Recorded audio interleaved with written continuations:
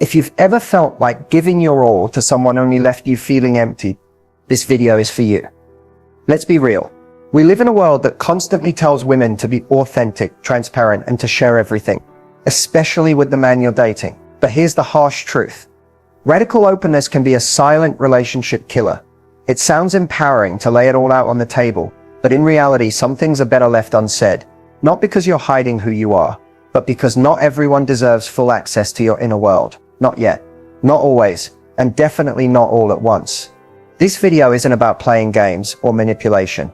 This is about emotional intelligence, about power, and about preserving the parts of you that make you irresistible, magnetic, and yes, mysterious. There are 5 very specific things that a woman must never fully reveal to a man, no matter how charming, loving, or loyal he may seem in the moment.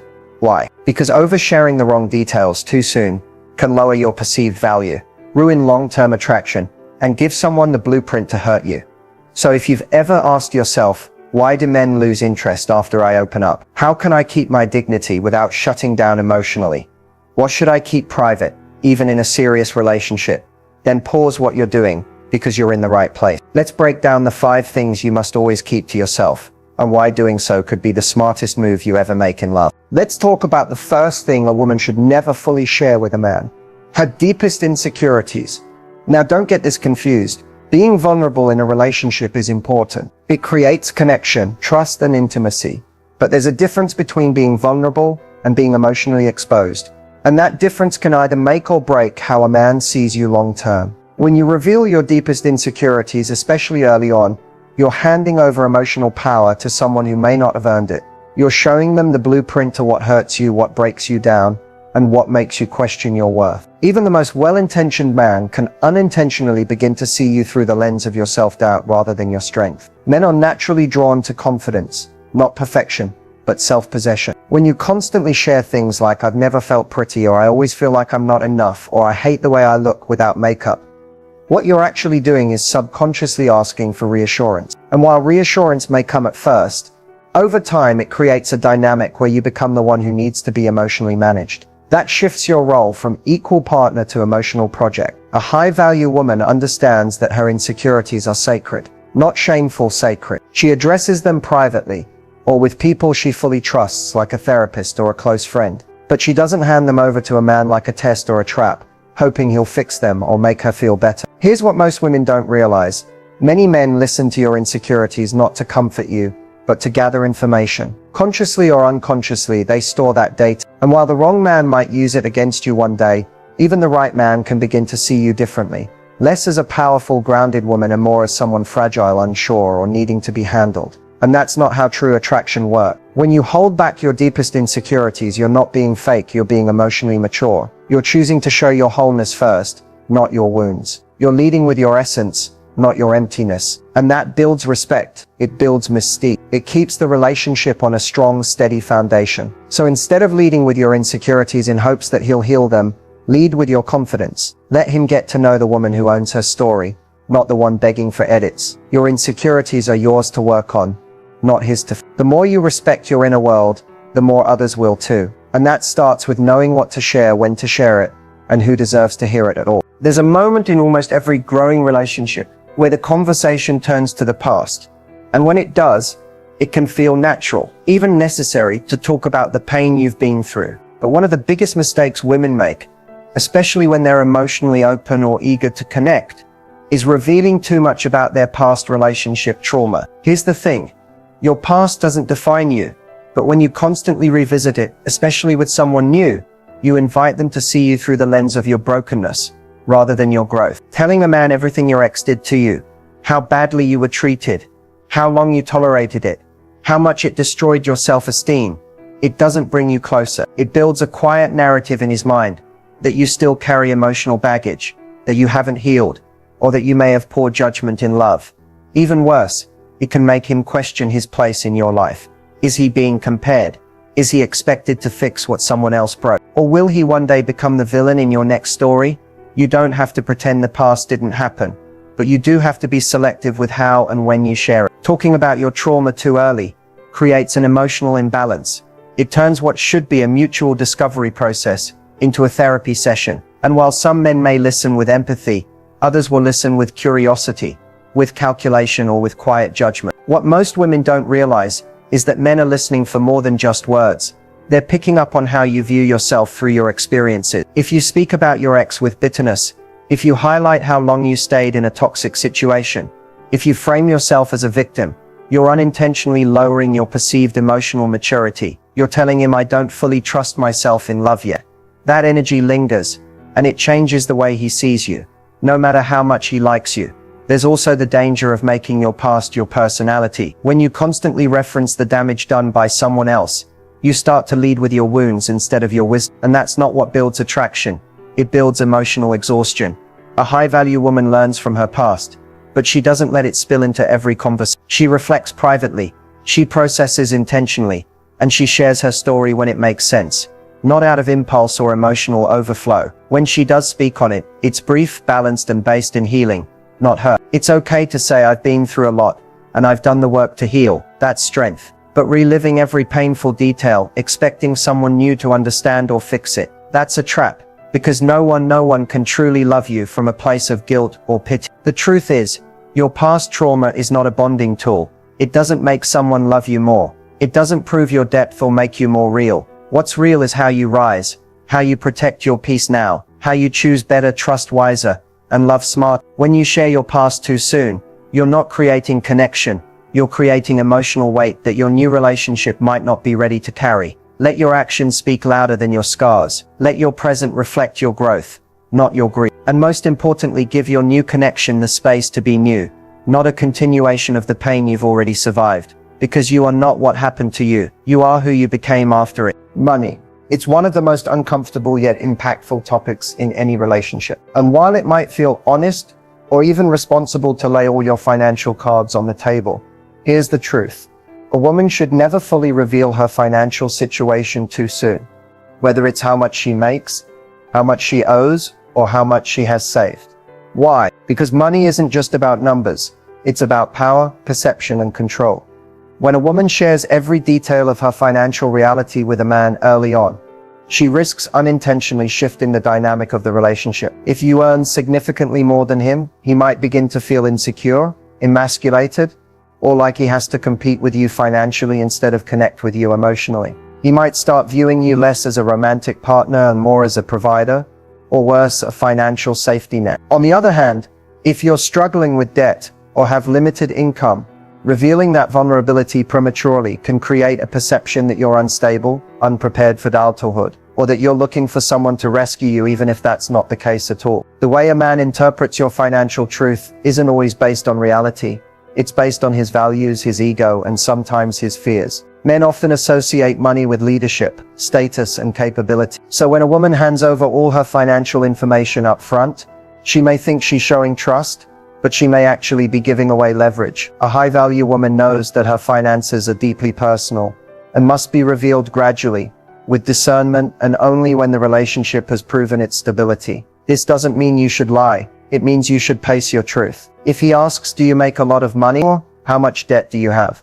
Especially early on, you have every right to say, I'm financially independent, and I manage my responsibilities well. We can talk more about that when it makes sense. That answer is honest, clear, and still protects your privacy. One of the biggest mistakes women make is over-explaining, saying things like, well, I'm still paying off my student loans, and I had a rough year last year with credit cards, but I'm fixing it. Or I make 6 figures, but I don't flaunt it. These details may seem harmless, but they tell a man too much, too fast. You don't owe anyone your financial resume unless you're building a life together, and even then the conversation should be built on mutual respect, not emotional exposure. Also remember that some men are opportunists. They look for women who are financially secure, not to build with them but to benefit from them. If you present yourself as the woman who's got it all together financially, you may attract men who want comfort, not connection. And if you present yourself as someone struggling, you may attract men who want control, not partnership. Either way, oversharing your finances invites risk. Instead, let a man see how you move. Let him notice your discipline, your lifestyle, your values around spending and saving. These things speak louder than bank statements. Your financial life is a reflection of your independence, your planning, and your personal journey, not a topic for interrogation. So protect it. Guard it, and only share it when trust has been earned, not just when attraction is present. Because the woman who keeps her financial truth to herself communicates confidence, wisdom, and self-respect, and that's far more powerful than any number on a paycheck. This one can be tough, especially when emotions are high, and you feel deeply connected to someone. But one of the biggest secrets a woman should always keep to herself is her true, unfiltered opinion of a man's family. Now let's be honest, not every man comes from a loving, emotionally intelligent, or respectful family. You might meet his mother and feel instant tension. His sister might throw passive-aggressive comments your way. His father might carry energy that feels judgmental or controlling, and naturally, your instinct may be to express how you feel, especially if he asks. But here's the truth. Your opinion of his family has the power to damage your relationship more than you think. Even if he agrees with you, even if he complains about them himself, even if he seems open to the discussion. The moment you vocalize your dislike or discomfort with the people he came from, you cross a very fragile emotional line. No matter how strained his relationship with his family might be, there's still a deep, often unconscious loyalty that exists. You might think you're being honest, helpful, or protective, but to him it can sound like an attack. And what's worse, if the relationship ever hits a rocky phase, your words about his family will be the first things he remembers and uses to create emotional distance from you. There's also the psychological weight of feeling judged. If he believes you don't respect where he came from, he may subconsciously feel that you don't fully accept him. Family is personal. It's part of a man's identity, no matter how dysfunctional it may be. When you criticize his roots, you're not just pointing at them, you're drawing a line between who you are and who he is. That division can plant seeds of resentment. Over time, even subtle comments like "your mom always makes me feel uncomfortable," or "your sister's attitude is exhausting," can chip away at the closeness you've built. He might start to feel like he's caught in the middle, forced to defend you to his family, or worse, defend them to you. Neither option brings peace. It just creates stress, conflict, and emotional chaos. Even more dangerous is the effect it can have long-term, especially if marriage or children are involved, because your words won't be forgotten. And when holidays, birthdays, or family events come around, there will always be tension beneath the surface, because what's been said can't be unsaid. The better path: be observant, but be silent. Watch how his family behaves. Take mental notes and decide how you want to show up. Not for them, but for yourself. Stay polite. Stay neutral. Keep your power in your ability to remain emotionally controlled. And if boundaries need to be set them with your actions, not with judgments or harsh words. You don't need to love his family. You don't even need to like them. But you do need to understand that your unfiltered opinion is a weapon that, once used, can backfire and leave a permanent mark. A high-value woman knows how to protect her relationship from unnecessary tension. She doesn't fake anything, but she doesn't light emotional fires either. She knows when to speak and when to hold her silence like gold. Because ultimately, you're not building a relationship with his family, you're building one with him. And if it ever comes to a point where those two worlds collide, let your grace, not your opinions, do the talking. There's one final secret that separates a woman who captivates a man's attention from the one who quietly loses it. And that secret is this: never reveal your strategic moves in dating. You might be thinking, isn't honesty important? Shouldn't I be upfront about how I date? And yes, integrity matters. But there's a major difference between being honest and being predictable. Let's get this clear. Dating is not a game, but it is a dance. And every powerful dancer knows the importance of rhythm, mystery, and timing. When you reveal your strategy, how you operate, what you expect, what you're testing for, or what rules you follow, you lose the very essence of your feminine influence.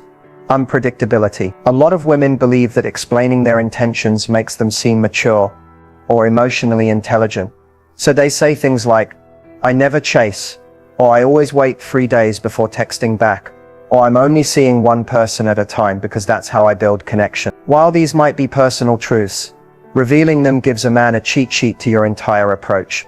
And once he knows your playbook, there's no mystery left, no intrigue, no subtle challenge to keep him wondering how you move. It's tempting to explain your behavior, especially when you want to appear clear and direct. But over-explaining your choices removes the tension that fuels early attraction. For example, if you delay replying to a message because you're setting boundaries, and prioritizing your time, that's a powerful move. But if you tell him you're doing it as a test or part of your self-worth journey, it loses all of its energy. Now it's not mystery, it's mechanic. The truth is, men are more drawn to women who have depth, who seem intuitive, intentional and calm, but not fully decipherable. If he knows exactly how you think, how you date, and what you're protecting, he no longer has to earn your trust or affection.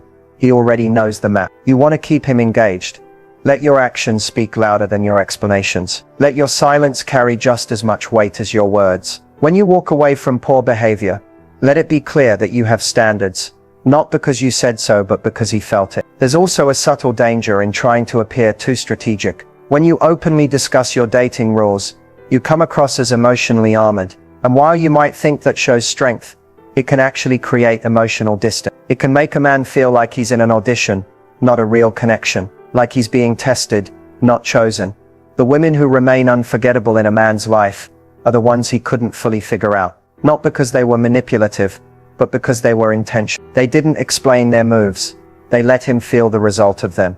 So the next time you're tempted to say, "I'm doing this because I read it in a dating book," or "I'm not responding to test how much he cares," pause. Let your strategy live within you, not in your words. You are allowed to be thoughtful, selective, cautious, and even strategic. Just don't announce it.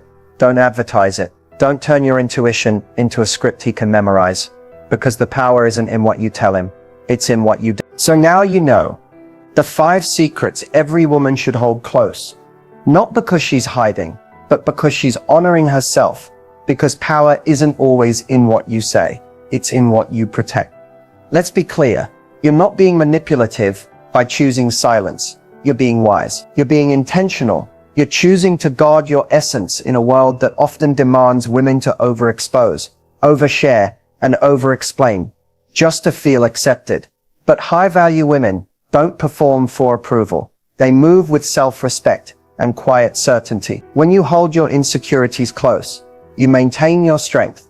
When you heal your past without handing it to someone new, you protect your peace. When you manage your finances without making them a talking point, you preserve your independence. When you stay neutral about his family, you protect your position. And when you keep your dating strategy private, you remain beautifully unreadable.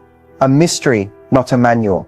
This isn't about building walls. It's about building standards. You're allowed to be soft and smart, warm and discerning, loving and selective.